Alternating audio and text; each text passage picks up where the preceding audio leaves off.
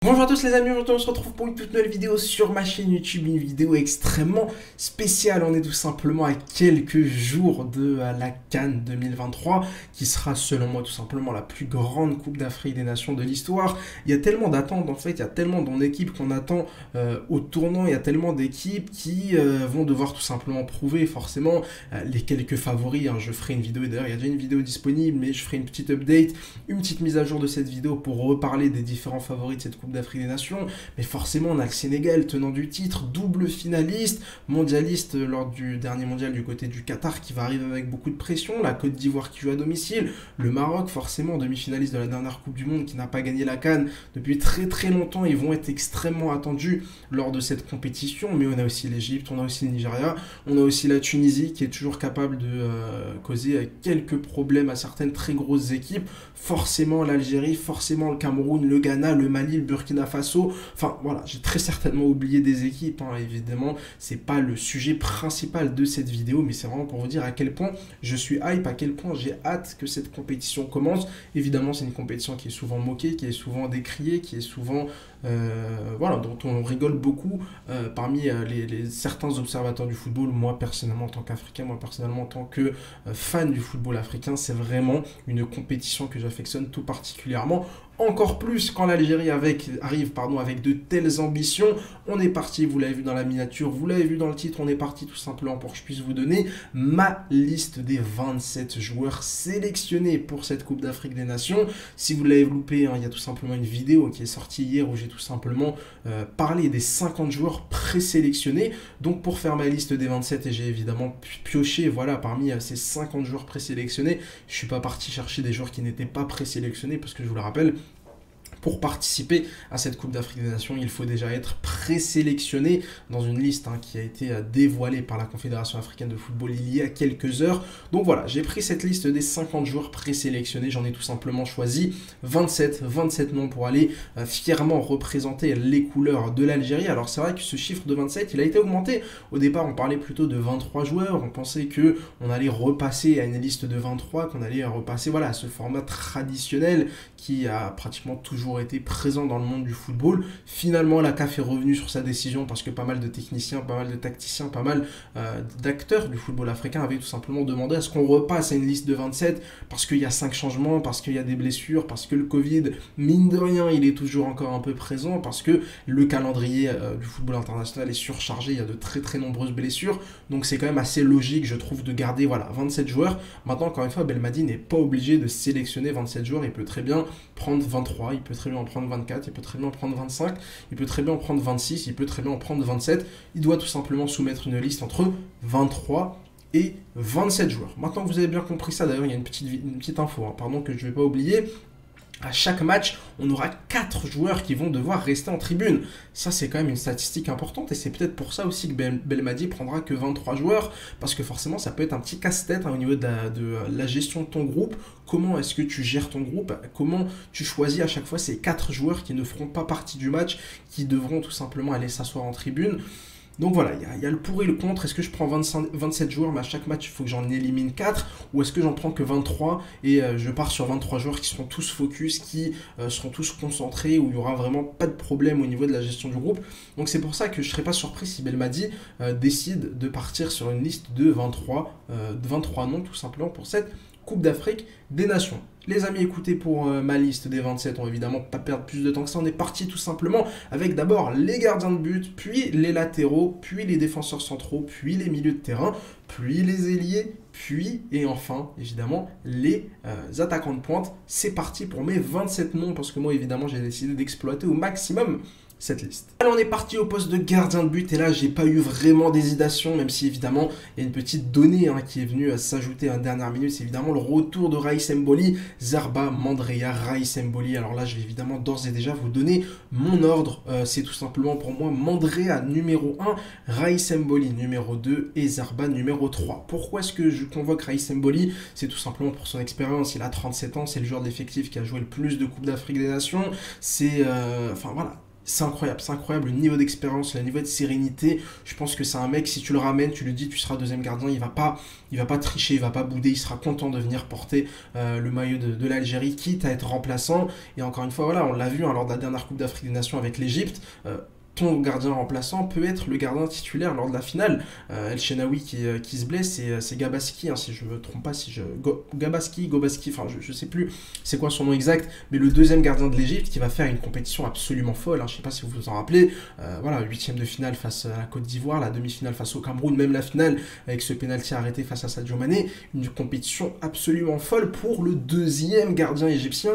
Donc encore une fois, voilà, ramener Raïs Mboli pendant cette Coupe d'Afrique des Nations, ce serait pas lui faire déshonneur que de lui donner cette deuxième place. Alors évidemment que certains vont me dire oui, mais Raïs Mboli, si tu le ramènes, il faut lui donner la première place.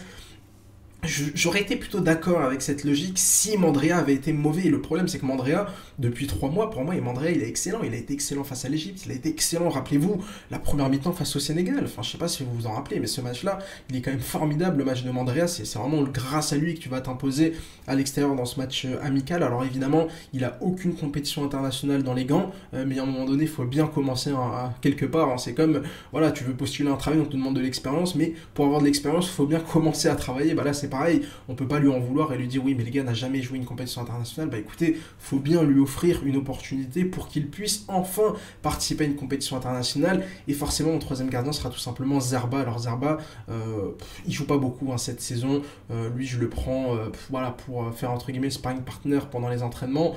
Voilà, le troisième gardien qui va aller prendre des frappes par les autres attaquants et qui va aller un peu se salir les mains pendant les entraînements.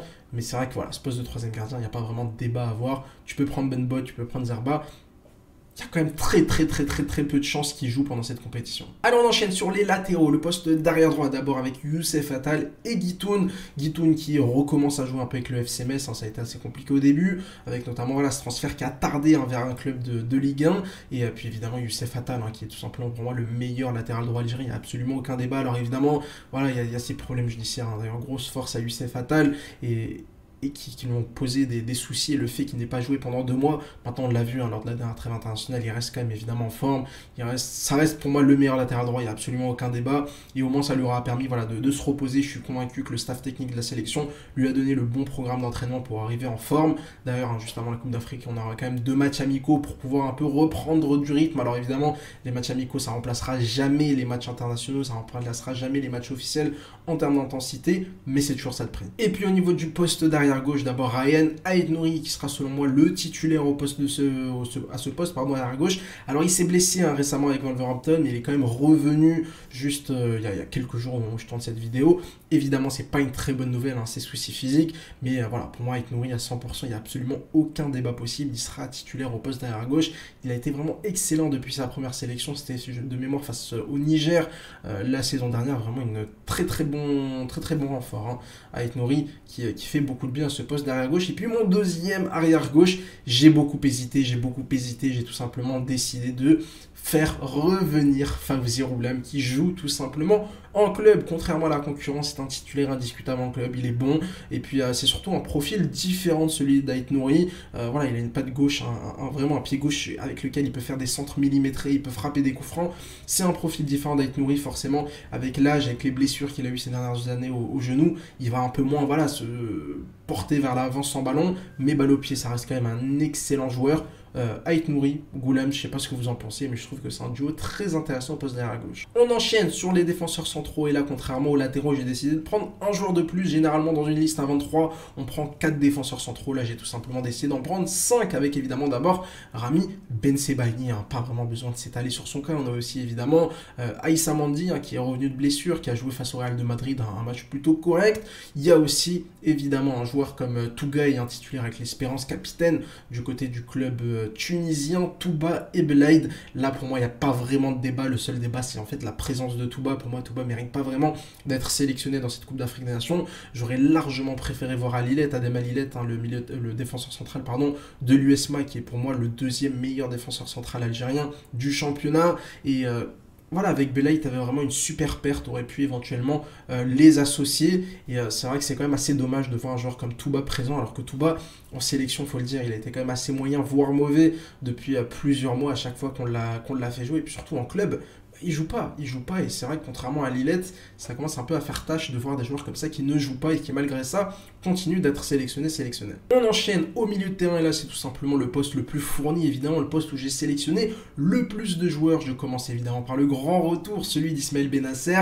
Vous le voyez hein, ici là-bas en bas à gauche, le petit maillot d'Ismaël Benasser évidemment qui sera présent à cette Coupe d'Afrique des Nations. C'est évidemment une excellente nouvelle, c'est le meilleur joueur algérien, c'est le meilleur milieu de terrain africain et forcément il va te faire beaucoup de bien en espérant évidemment qu'il revienne à 100% et qu'il n'y ait pas de rechute à son genou. On aura aussi évidemment Bentaleb, Chaibi, Zerouki, Boudaoui, Kadri, Serioud et Sofiane Ferrouli. Vous le voyez, beaucoup de monde et surtout le petit Amir Serioud qui s'est glissé dans ma liste. Pas d'Oussem Aouar les amis, pas d'Adem Zorgan. Je vais y revenir hein, évidemment dans quelques instants sur les grands absents de ma liste, mais pour moi la présence d'Amir Serioud elle est logique parce que le mec il est en super forme du côté de l'Arabie Saoudite et surtout voilà c'est un profil offensif, c'est un profil, je dis pas qu'il doit venir et être titulaire, mais voilà moi c'est un joueur que j'aimerais beaucoup voir. On se rappelle hein, lors de la Coupe arabe il avait eu quelques soucis physiques, mais en finale face à la Tunisie le mec qui rentre il met un super but. Bah écoutez c'est exactement pour moi le rôle qu'il devrait avoir, qu'il doit avoir durant cette Coupe d'Afrique des Nations en 2023, enfin en 2024, début 2024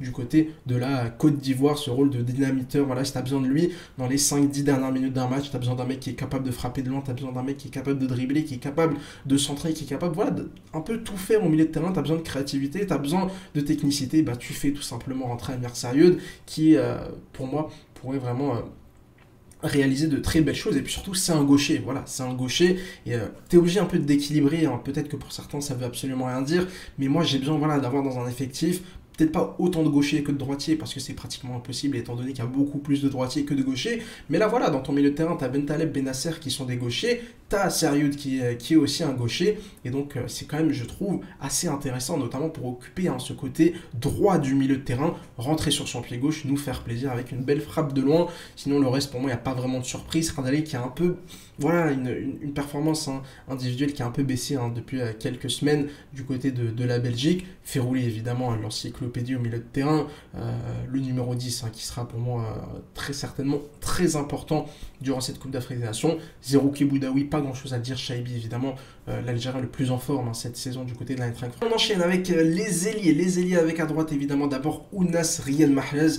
Là pour moi il n'y avait aucun débat possible parce que les deux voilà, Mahrez c'est évidemment un titulaire indiscutable, c'est le capitaine et c'est complètement logique de le voir en sélection. Et puis il y a eu des blessures, voilà, est-ce que un Bouanani n'aurait pas pu être sélectionné? Bah, le problème c'est qu'il est blessé, il s'est blessé avec le l'OGC Nice. En plus de ça, de toute façon il jouait pas beaucoup depuis le début de la saison. Donc voilà, pour moi il n'y avait pas vraiment de débat. À droite Ounas Mahrez et puis à gauche Youssef Belaïli et Amine Gouiri. Le retour de Youssef Belaïli, le grand retour, voilà l'homme en forme. D'ailleurs je porte son petit maillot aujourd'hui.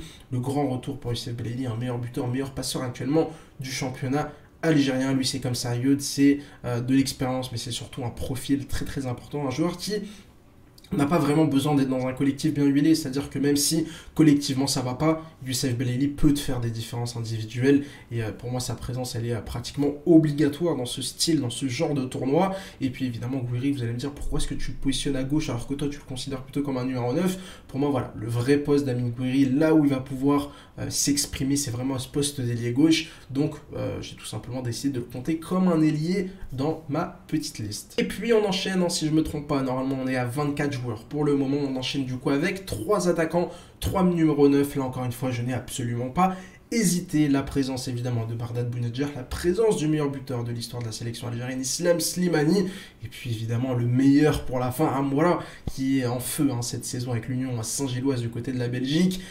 Pas de débat possible sur les 3. Alors évidemment ça va être un casse-tête, qui doit être titulaire, qui doit être remplaçant. Quelle est la meilleure composition possible offensivement? Est-ce que tu pars avec 4 attaquants? Est-ce que tu pars avec 3 attaquants?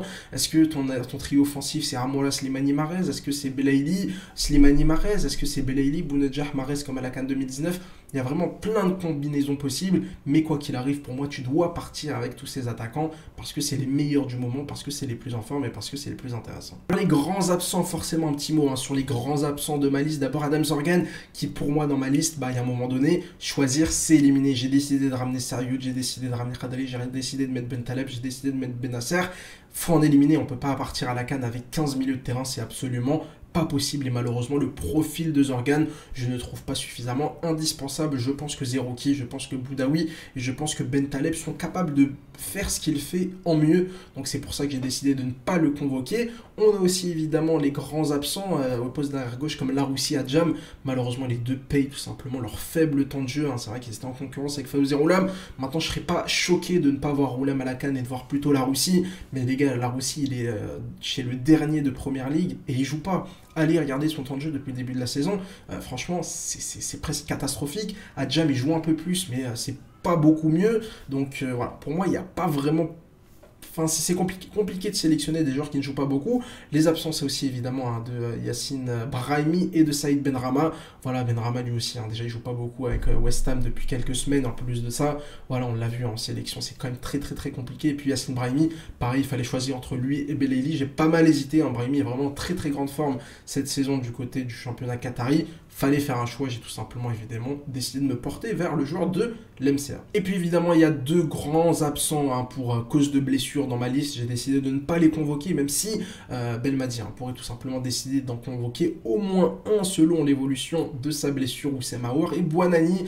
Je pars du principe où les deux sont out pour le début de la compétition, où les deux ne peuvent pas jouer le premier match. Voilà, j'applique un peu la méthode de Didier Deschamps, même si voilà, Aouar pourrait finalement être convoqué et intégrer l'équipe plutôt sur le deuxième tour à partir des huitièmes de finale en cas de qualification. Mais voilà, pour moi, Aouar, Bouanani sont blessés, donc j'ai décidé de ne pas les convoquer pour cette liste. Voilà les amis, vraiment une liste assez dense, 27 joueurs la liste en tout cas, franchement à un ou deux noms près, c'est exceptionnel, je pense qu'on a tous plus ou moins la même liste, voilà, il y en a qui vont pas mettre sérieux, d'autres qui vont mettre Aouar, d'autres qui vont mettre Laroussi, mais je pense que sur les 27 noms, il y en a 23, 24 qui sont plus ou moins discutables, après ça se joue sur des détails, ça se joue sur 2 ou 3 noms, et évidemment on peut largement débattre, il y a de la qualité à absolument tous les postes, il y a de la profondeur à absolument tous les postes, il n'y a évidemment aucune raison de ne pas faire une grande compétition internationale du côté de la Côte d'Ivoire. Maintenant, il faut se mettre au boulot. Maintenant, on va attendre évidemment la liste officielle pour pouvoir la commenter, la critiquer. Et puis, j'ai tout simplement envie de vous dire, patience.